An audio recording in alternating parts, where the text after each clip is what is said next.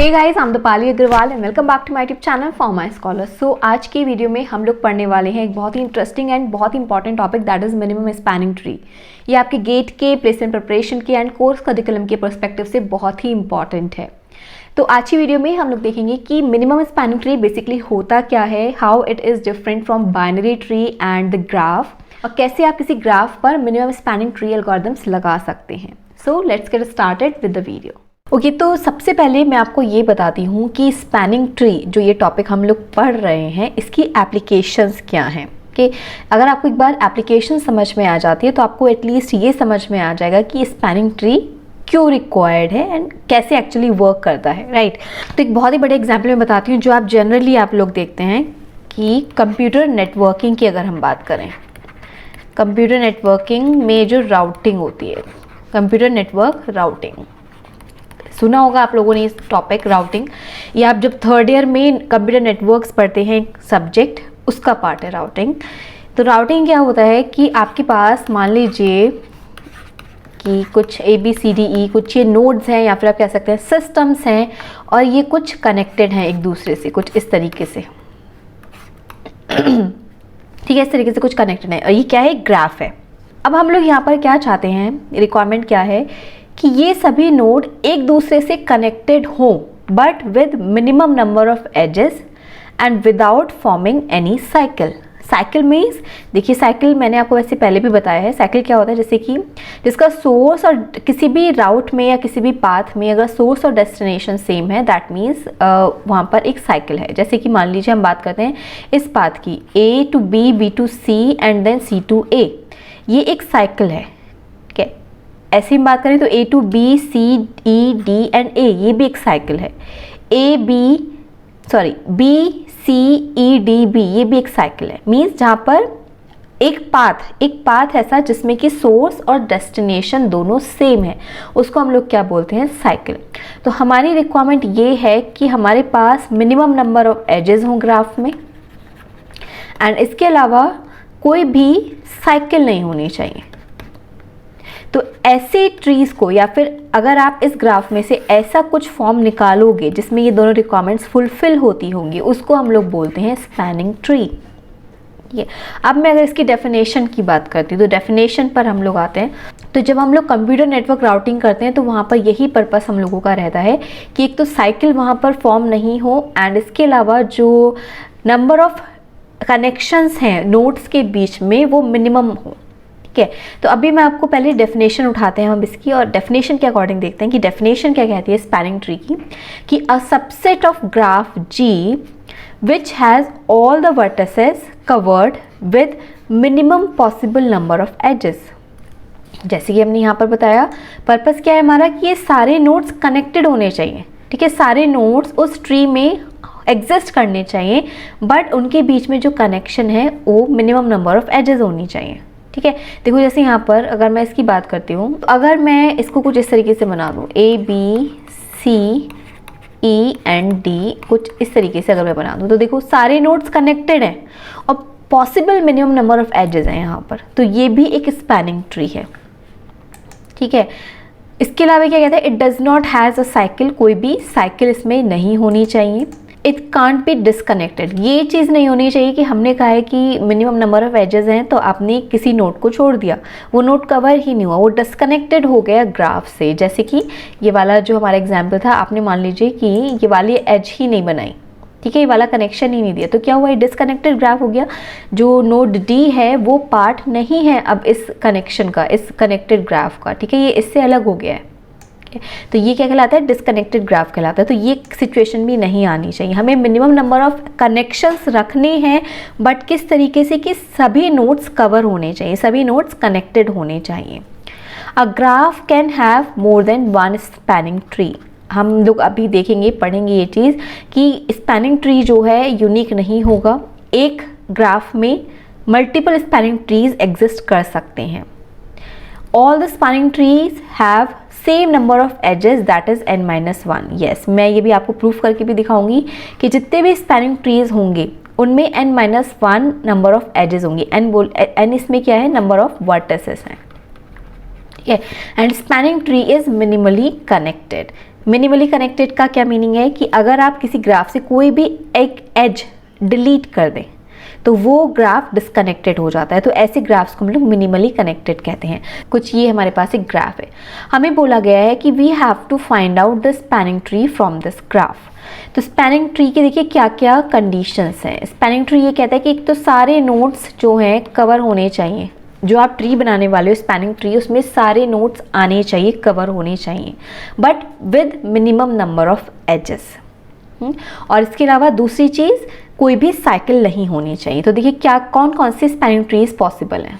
एक तो ये पॉसिबल है, ठीक है, सारे नोड्स कनेक्टेड हैं with minimum number of edges. इसके अलावा देखिए और बताती हूँ और क्या क्या पॉसिबल है। एक हमारे पास दिस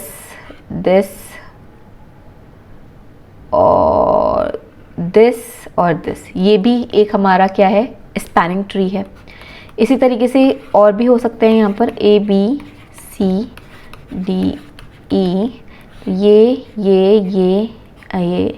ये भी हमारा क्या हुआ, एक स्पैनिंग ट्री हुआ। मीन्स कि एक ग्राफ में multiple number of spanning trees exist कर सकते हैं, ठीक है। तो ये हमारे कौन सा स्टेटमेंट प्रूफ हुआ है, this one can have more than one spanning tree. अब बात करते हैं, all the spanning trees have same number of edges that is n-1। तो देखिए n कितने हैं, देखिए यहाँ पर 1 2 3 4 5 यहाँ पर वर्टेक्स हैं। तो देखते हैं यहाँ पर एजेस कितनी है स्पैनिंग ट्रीज में, 1 2 3 4 यानी कि n-1। n कितना था यहाँ पे 5 था ना। तो देखिए इस स्पैनिंग ट्री में कितने नंबर ऑफ एजेस हैं, 4। यहाँ पर देखते हैं 1 2 3 4, यहाँ पर कितनी है 1 2 3 4। तो ये सभी में एग्जिस्ट करेगा ये वाला सिचुएशन कि जितने भी स्पैनिंग ट्रीज होंगी उसमें कितनी नंबर ऑफ एजेस होंगी, n-1। तो इसके थ्रू आप चेक भी कर सकते हो कि हाँ जो आपने स्पैनिंग ट्री फाइंड आउट किया है वो करेक्ट है या नहीं है। तो हमारे पास ये वाला स्टेटमेंट भी प्रूफ हो गया है।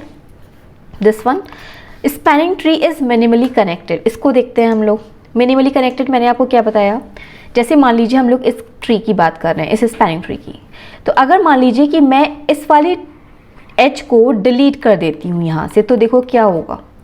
एक तो इस ग्राफ के दो पार्ट्स हो जाएंगे, ABD और CE, कुछ इस तरीके से हो जाएगा ना, ABD एंड CE। अगर हमने इस वाली एज को डिलीट कर दिया है तो ये कैसा ग्राफ हो गया, डिसकनेक्टेड ग्राफ हो गया है। तो ऐसे ही ग्राफ्स को हम लोग मिनिमली कनेक्टेड ग्राफ्स कहते हैं, जिनमें कोई भी एक एज डिलीट करने पर ग्राफ डिसकनेक्टेड हो जाता है। इसमें देखिए अगर आप कोई भी एक एज आप डिलीट कर दीजिए, मान लीजिए कि मैंने इसको डिलीट किया, तो ये वाला पार्ट अलग हो जाएगा, ये वाला पार्ट अलग हो जाएगा, ठीक है। मान लीजिए आपने ये वाली एज को डिलीट किया है तो A अलग हो जाएगा और बाकी सारा पार्ट अलग हो जाएगा। कोई भी एक एज स्पैनिंग ट्री में आप कोई भी एक एज अगर डिलीट करते हैं तो ग्राफ डिसकनेक्टेड हो जाता है। तो इसीलिए स्पैनिंग ट्रीज जो होते हैं वो मिनिमली कनेक्टेड ग्राफ्स कहलाते हैं, ठीक है। तो ये वाली एक हमारी जो स्टेटमेंट है वो भी प्रूफ हो गई है। It can not be disconnected, तो ये आपको ध्यान रखना है कि जो भी स्पैनिंग ट्री आप फाइंड आउट कर रहे हैं किसी भी ग्राफ से, वो डिसकनेक्टेड नहीं होना चाहिए, कनेक्टेड होना चाहिए। इसके अलावा वहाँ पर कोई भी साइकिल नहीं होनी चाहिए। तो आई गेस आपको ये समझ में आया होगा कि स्पैनिंग ट्री बेसिकली होते क्या हैं। तो अगर आपको कोई भी ग्राफ गिवन है और आपको बोला जाता है कि you have to find out the spanning tree out of that, तो आपको क्या ध्यान रखना है, उसमें कोई भी साइकिल नहीं होनी चाहिए, n-1 नंबर ऑफ एजेस होनी चाहिए एंड वो डिसकनेक्टेड नहीं होना चाहिए, ठीक है। तो वो जो ग्राफ होगा वो हमारा क्या कहलाएगा, स्पैनिंग ट्री कहलाएगा। अब बात आती है कि इसे हम स्पैनिंग ट्री क्यों बोल रहे हैं, ग्राफ में, ट्री में, बाइनरी ट्री में, और इसके अलावा जो ये स्पैनिंग ट्री है उनमें क्या डिफरेंसेस है। तो देखो बाइनरी ट्री और ट्री की बात करें तो बहुत डिफरेंसेस है। बाइनरी ट्री तो आपका हायरार्किकल होता है, बट ये हायरार्किकल नहीं है। ये जिस भी फॉर्म में आपको जिस हिसाब से ग्राफ गिवन है उसी तरीके से आप इसको बना सकते हैं बिना हायरार्की के। तो बाइनरी ट्री और स्पैनिंग ट्री डिफरेंट है एकदम, ठीक है। या आप स्पैनिंग ट्री ग्राफ से फाइंड आउट करते हो तो इसलिए यहाँ पर कोई भी हायरार्की नहीं होती है, सभी जो नोड्स हैं उनका लेवल एक ही होता है, ठीक। तो आई गेस आपको ये चीज़ समझ में आई होगी स्पैनिंग ट्री होता क्या है। और मैंने आपको इसकी एप्लीकेशन बताई है, जैसे कि कंप्यूटर नेटवर्क राउटिंग में इसका यूज़ होता है, एंड क्लस्टर एनालिसिस हम लोग पढ़ते हैं डेटा माइनिंग में, उसमें इस टेक्निक का यूज़ किया जाता है। अच्छा, अब बात आती है मिनिमम स्पैनिंग ट्री की। हमने स्पैनिंग ट्री तो पढ़ लिया, मिनिमम स्पैनिंग ट्री फिर क्या होता है। तो देखिए जैसे मान लीजिए कि हम अभी तक तो नॉर्मल अपना अनडायरेक्टेड ग्राफ पढ़ते आ रहे हैं, बट आपको मैंने ये बताया था वेटेड ग्राफ भी कुछ एक चीज़ होती है। वेटेड ग्राफ में क्या होता है, जैसे मान लीजिए यहाँ पर दिया है 3 4 2 1 3। कुछ इस तरीके से यहाँ पर हर एज का एक वेट दिया है। तो अगर मान लीजिए ये जो ग्राफ है वो रिप्रेजेंट करता है the distance between different cities, तो ये जो वेट है इसको हम किलोमीटर्स में कंसीडर कर सकते हैं कि भाई A टू C जाने के लिए 3 किलोमीटर का डिस्टेंस है, C टू E जाने के लिए जो पाथ एग्जिस्ट करता है उसका डिस्टेंस कितना है, 3 किलोमीटर है, B टू D जाने के लिए 4 किलोमीटर्स है। ठीक है, या फिर आप इसको ऐसे भी कंसीडर कर सकते हैं कि अगर मान लीजिए ग्राफ है आपका सिटीज़ का ही मान लेते हैं अगर, तो A टू C जाने के लिए 3 आवर्स लगते हैं, C टू E जाने के लिए 3 आवर्स लगते हैं, C टू D जाने के लिए 1 आवर लगता है।